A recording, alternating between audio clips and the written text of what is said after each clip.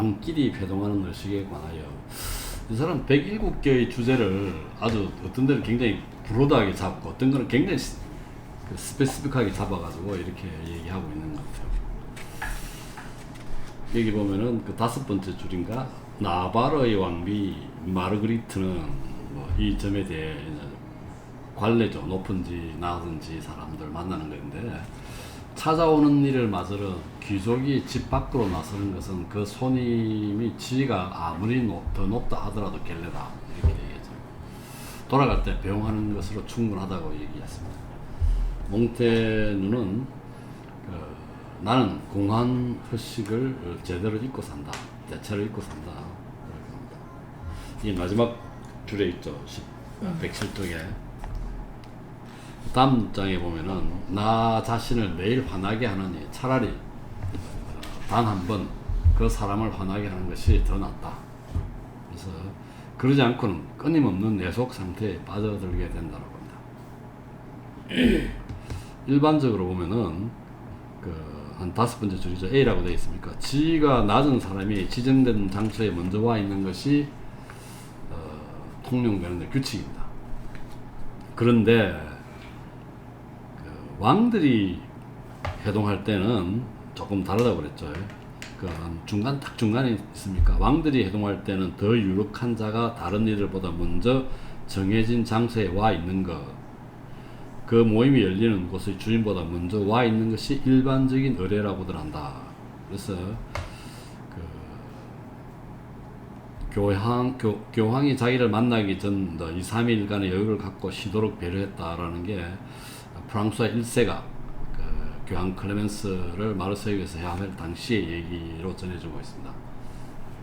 그래서 이걸 뭐냐면 힘이 다음 줄에 있죠. 덜한 자들이 더 강력한 자를 만나러 온 것이다 라는 얘기죠. 그 반대가 아님을 보여주기 위해서라는 것이 그들의 설명이다라고 되어 있습니다. 이게 이제 우리나라의 비근한 예로 항상 남북 정상회담을 할 때는 우리가 그들을 만나러 갑니다. 그 기저에는 이 생각이 있을 거란 얘기죠. 또 옛날에 중국에서 보면은 여러 나라들이 조공을 바치듯이 그런 심리가 있는 건데, 물론 뭐 다른 정치적으로 뭐 경고라든지 이런 문제가 있을지 모르겠지만 항상 그런 식으로 해온 게 아마 이런 생각이 기저에 깔려 있는 거 아닌가 그런 생각이 또 듭니다.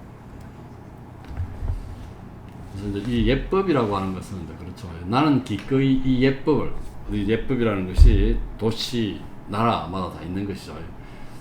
따르려 하지만 비굴할 정도로 거기에 얽매여 내 삶을 답답하게 만들고 싶지 않다.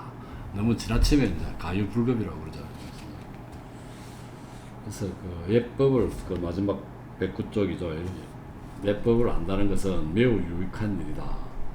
우아함이나 아름다움과 마찬가지로 사회적인 관계를 맺고 친숙해지는 과정으로 가는 첫걸음이라고 얘기합니다.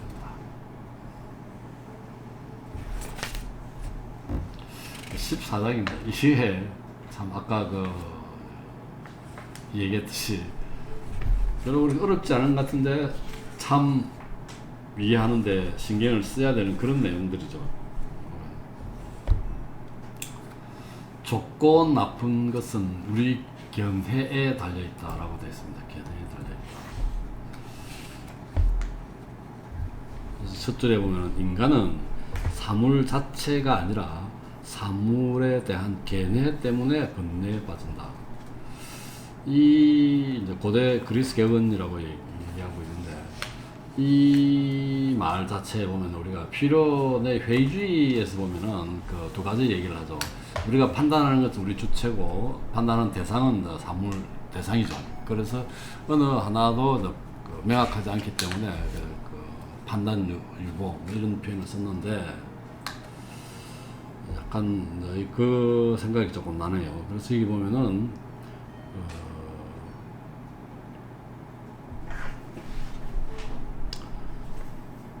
만일 모든 것에 대해 이 명제가 참됨을 증명할 수만 있다면 우리의 가련한 인간 조건을 완화하는 데 큰 도움이 되리라.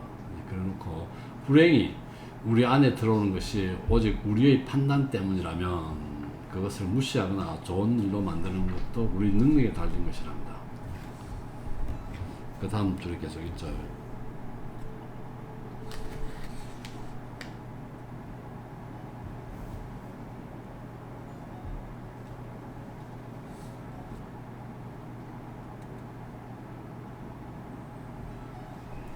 그 다음 페이지에 보면 111쪽에 보면은 운명은 단지 재료만 제공할 뿐 그것의 행태를 주는 것은 우리 자신이라면 말이다 이렇게 합니다. 결국은 우리 자신이 판단자라는 얘기죠. 우리 자신이 판단자입니다. 이게 지금 그 똑같은 그 사물 대상이라 하더라도 견해에 따라서 판단이 달라질 수 있다는 건데, 그래서 우리 견해에 이제 달려있다는 얘기죠. 쉽게 우리 옛날에 얘기했던 마음먹기에 달려있다는 그런 얘기 같아요. 그래서 거기 그 111쪽의 밑에서 한 7번째 줄에 보면은 우리는 죽음, 가난, 고통을 가장 큰 적으로 여긴다고 했습니다. 죽음에 대해서 보면은 우리가 그 밑에서 두 번째 줄인가요? 죽음을 두려움에 떨면서 죽음을 기다리는 경우가 있고요. 다른 이들은 사는 것보다 더 쉽게 죽음을 견디는 거예요. 그러니까 두려움하는 거하고 그 다음 쉽게 죽음을 맞이하는 거죠. 이 두 가지 부류가 있다는 얘기죠.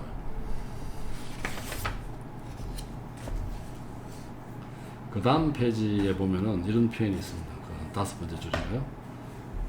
대부분의 철학자는 의도적으로 죽음을 당기고 서두르고 도왔다. 근데 철학하는 것이 죽음에 대한 두려움을 배제했다는 그런 얘기겠죠. 철학을 한다는 것은. 그래서 거기 보면은 예를 들어서 사형수한테 다리를 저는 못생긴 여자와 결혼하면 살려주겠다니까 차라리 죽음을 달라고 얘기하고, 근데 이 죽음을 아주 우습게 생각하는, 하찮게 생각하는 것 같고, 그 다음도 마찬가지로 나르신과 왕국의 재간의 부인을 재간이 죽으면 순장했다고 그러죠. 기꺼이 했다고 그러고, 그 다음에 마찬가지로 그 순장하는 것들 있지 않습니까? 거기도 보면 그렇게 나왔죠. 순장들 보면은 사망한 왕을 화장할 때 비와 첩들, 총신, 관리, 하인 할 것 없이 모두 때를 지어 자기네 상전과 함께 불 속에 뛰어들고 어찌나 기쁘게 달려나오는지, 왕의 죽음과 길동무가 된다는 것을 영광으로 생각했다는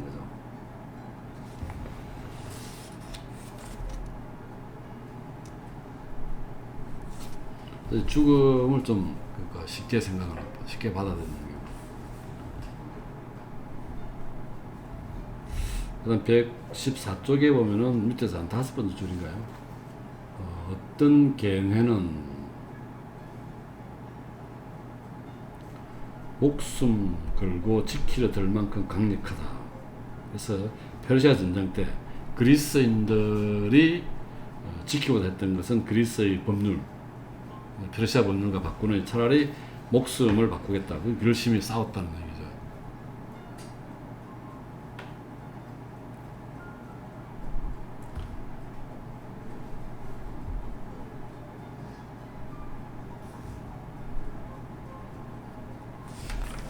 저 같으면은 저른발이 여자하고 결혼하겠는데. 그러게요.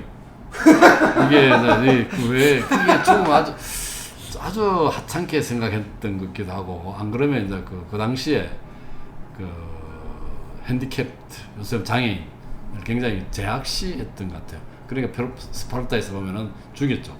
그래서 오늘날은 이게 그 약자, 사회적 약자가 되지만 그때는 좀 안 좋게 본 것 같기도 해요. 죽음을 하찮게 여겼던 것도 있을 거고, 그런 데 대해서 뭐 핸디캡처에 대해서, 장애인에 대해서 그러니까 굉장히 안 좋은 걸로 생각했겠죠. 그러니까 안 좋은 걸 받아들이니 살 죽겠다, 그런 뜻으로 얘기했죠. 우리 사마천 같은 경우도 공영당할래 죽을래라 걔도 공영당할래 이러면서 사마천은 조금은 당했던 것 같아요. 네. 그 역사 서술했다는 것 때문에 그때 거의 궁형을 당하면 대부분 죽거든. 그렇죠. 요독증 때문에.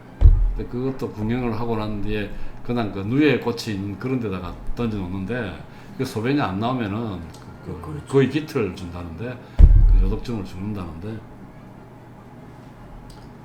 어찌든지 살 사람은 살고 죽을 사람은 어째도 죽고.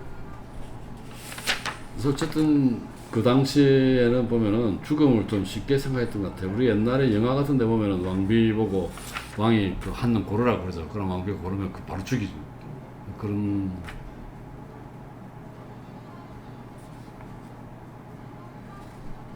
그 다음에 이제 그 115쪽에 뭐 또 죽음에 대한 이야기 예를 하나 더 나오고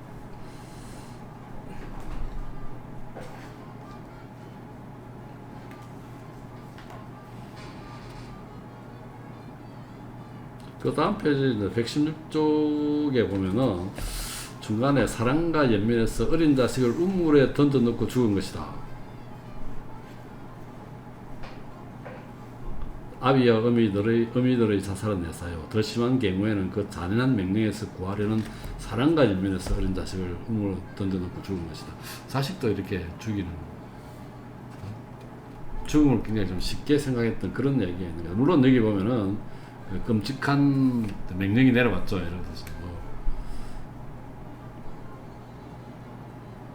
예를 들어서 14살 이하의 아이들을 모두 부모 손에서 떼어내어 부모의 시선과 간섭에 미치지 않는 곳, 우리 종교에 따라 교육받을 곳으로 보내라고 명령했다. 이게 다른 종교 교육받으라고 아이를 보내라니까 죽음 다른 얘기죠.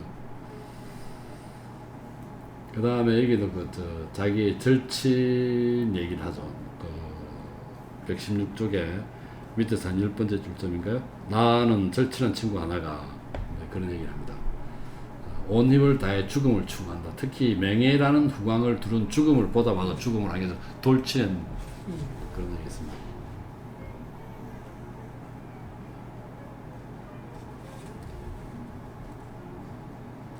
거기 이제 116쪽의 마지막 줄에 보면은 우리 시대에도 어린 아이들까지 그저 조금 힘들 것이 무서워서 목숨을 끊는 애를 많이 본다. 힘들 것이 무서워서 목숨을 끊는다. 이를 두고 한 고대인은 말한다. 그랬습니다. 비급한 자들조차 은신처로 선택한 죽음이라는 거죠. 이것을 우리가 두려워한다면 무엇인들 두려워하지 않겠느냐고. 두려워할 거 없다는 얘기지. 비급한들 자조차도 그냥 은신처로 채택했는데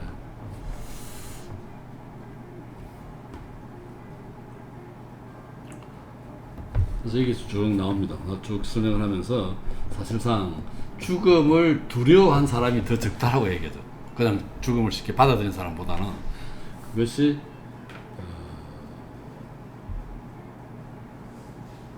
무수하니 그런 애가 그에 관한 애가 그처럼 무시하니 사실 죽음을 두려워하는 사람들을 세련편이 더 나을 것이다 라고 얘기합니다. 부자의 얘는 딱 하나뿐으로 이런 것이다. 철학자 피론이 이게 피론의 돼지 이야기가 나오죠. 네. 지난번에 잠깐 언급됐다는 게 큰 풍랑을 만났을 때 돼지는 전혀 폭풍을 염려하지 않고 사람은 뭡니까? 날뛰고 날을 피우죠. 그래서 그 사람의 이성이라든지 지식이 무슨 소용인가 그런 얘기를 합니다.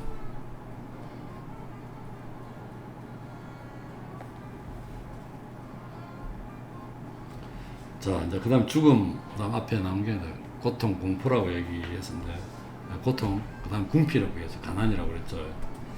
그래서 그다음 이제 내가 합니다. 궁핍에 대해서 뭐라고 할 건가. 그 다음에 또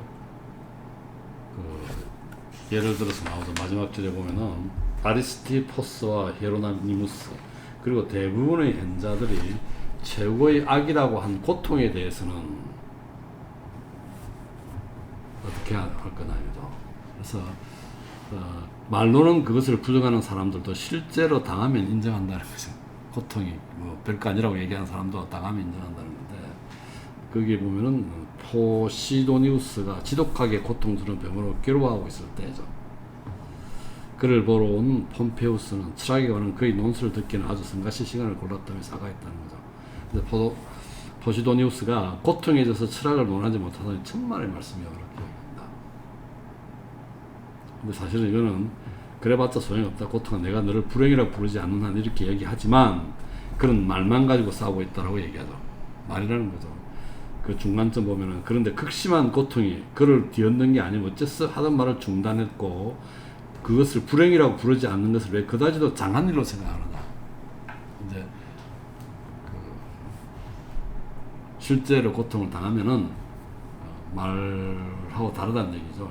여기 보면은 또 중간에 보면은 고통의 경우에는 전부가 상상은 아니다는 거예요. 그 밖의 것은 개념의 문제지만 여기서는 확실한 인식이 역할한다. 감각이죠. 고통은 감각이라는 거죠. 그래서 우리의 감각 자체가 그것의 판관이다. 그래서 감각이 진실하지 않다면 이성 역시 온통 오리뿐이다. 이 감각을 통해서 받아들인다는 얘기죠. 이게 그 루크레티우스. 여기서 보면 재밌는 거는 필요의 대지도 우리 편이다. 라는 게 죽음 앞에서는 겁없이 태평한 되지만 때리면 소리 지른다는 거죠. 고통을 받으면. 그래서 하늘 아래 살아있는 모든 면에서 그대에서 나타나는 자연의 법칙. 그래서 고통을 가하면 떨기 마련. 그 자연의 법칙을 우리가 깨부시겠다는 말인가 이렇게 하죠.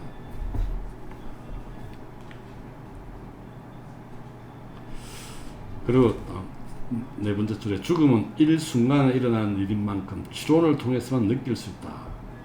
죽음은 일순간이고 사실은 죽음은 일순간이기 때문에 죽음은 이미 지나갔거나 앞으로 올 것이죠. 죽음에 있어서는 현재는 없다는 거죠.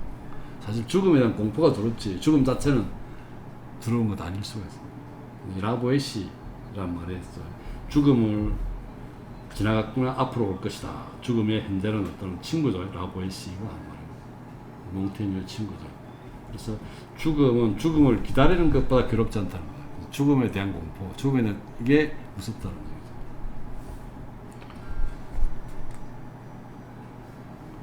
여기 보면 죽음에 뒤따라오는 일만이 죽음을 불행을 만든다고 되어 있는데